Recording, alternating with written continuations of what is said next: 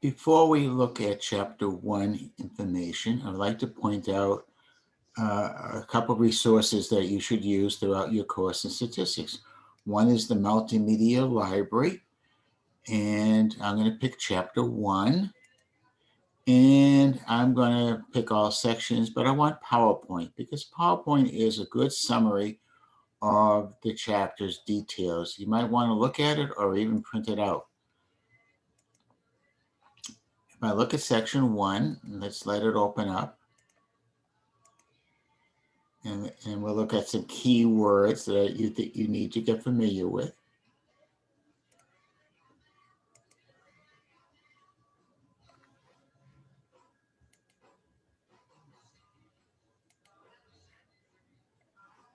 It's always interesting to try to find out where the information is. Okay, so we're in chapter 1. And what we're going to be doing in the first five chapters, I think, is collecting data, which is another way of looking at observations or counts or measurements. And we're going to analyze that data. And statistics is the science of collecting, organizing, analyzing, and interpreting the data. Now, there are several types of data. One is called a population. That is all the outcomes of a particular area. And a subset is a piece of the population or a subset of all the various data values. So we're going to be making calculations with this data, such as mean or standard deviation. These are characteristics. If that characteristic comes from a population, it is called a parameter. If that characteristic comes from a sample, it is called a statistic. Notice that parameter starts with P, population is a P. Statistic starts with an S, sample starts with an S. That's a helpful way of remembering the distinction between those two characteristics. In the first 5 chapters, we're going to be working in a branch of statistics called descriptive statistics. That involves organizing the data, summarizing it, or displaying it through tables or charts or calculations. On the other hand, when we get to chapter 6 and 7, we're going to be studying the branch of statistics called inferential statistics. This is where we are drawing conclusions about the data that we have made calculations on.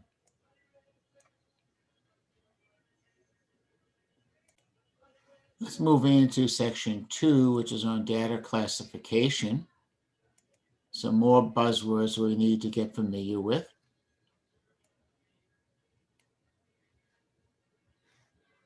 Okay, section 2. Well, there are 2 types of data. There are data values that are non-numerical, that you really can't make calculations on, such as your major, such as your eyes color. Those are called qualitative data. Data that we can make calculations on is called quantitative data.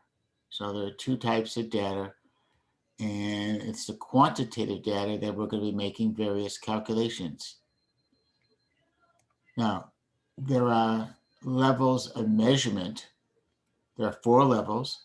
The bottom one, the nominal level of measurement, is usually qualitative data only. You can't make any calculations. So there are labels like the names of the baseball teams in the American League. Might be a sample. The ordinal level up, it could be either qualitative or quantitative, but the key characteristic here is the data can be arranged in an order or ranked. If we move even higher in terms of the levels of measurement, we have the interval level of measurement. So it is quantitative data. It certainly can be ordered, but now we have a new distinction. The differences between data entries are meaningful. And the highest level of measurement is called the racial level of measurement. It's very similar to the level below or interval level of measurement, but the key characteristics here, one of the key characteristics is the ratio of the two data values can be formed, where you cannot form a ratio in the interval level of measurement.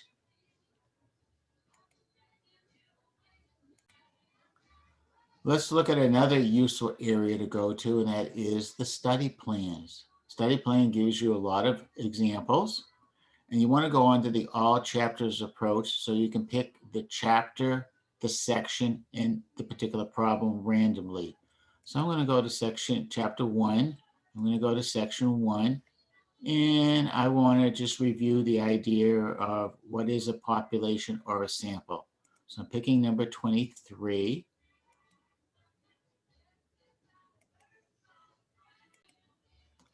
We have a Venn diagram over here. The entire population is the outer rectangle, the height of car owners in a certain county. We want to identify the population. The height of car owners in a county, I believe, is the right answer. Let's see if I'm correct. Yes, I am. And now we want the sample. The sample is in this box over here, the height of car owners in the county who work at home. Height of car owners in the county who work at home. And you got to look at B and C very carefully, but I think it's B. Good job. Okay. Let's try a couple more problems. This time, distinguishing between parameter and statistics. I'm going to try this problem.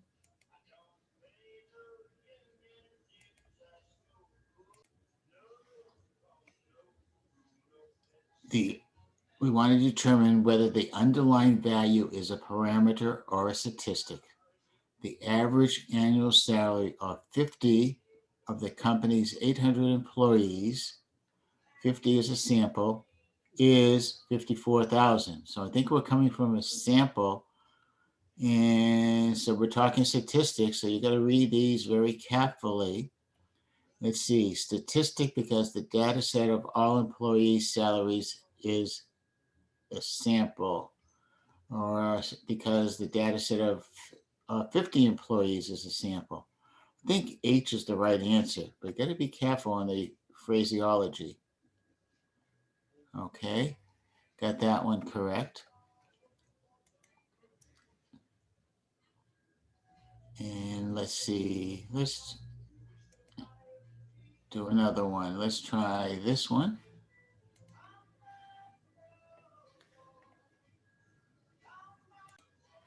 Determine whether the underlying statistic, 65%, is a statistic or a parameter. In a study of all 1852 students at a college, it sounds like a population, it is found that 65% own a computer. So I'm thinking we're talking parameter. We got to watch these carefully. No, if I'm correct, I think it's B.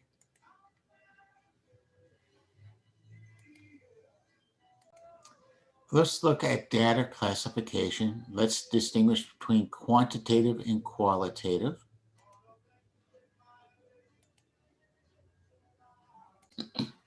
Determine whether the variable is qualitative or quantitative.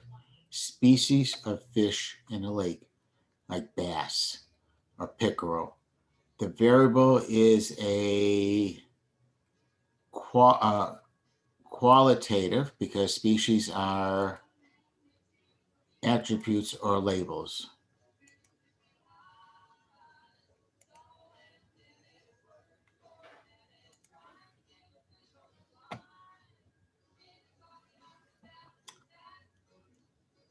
Let's look at the 4 levels of measurement. Let's try this particular problem.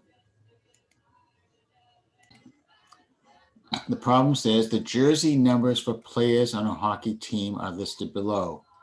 So these are the numbers of the jersey numbers of the hockey players. Nominal, the data are characterized using numbers, but no mathematical calculations. Well, I don't think we can make any calculations. I agree with that. Can I arrange the data, the numerical data in order? I'm guessing yes. So I'm going with ordinal. The data can be arranged in order or rank, but difference is, doesn't make any difference whether you're a number 5 or number 18. Let's see how good I am. Oh, I got that one wrong. So let's go back to A. All right, I got it right. So occasionally make a mistake, but the whole idea of using the study plan is to practice and learn from your mistakes. Also notice that when you're doing homework problems or study plan problems, you have a question help box. And you can either watch, it gives you help me solve this particular problem or a similar example sometimes, a video, the textbook, or even reach out to your instructor. So there are a lot of resources here with the study plan that are useful in your study of statistics. Have a good day.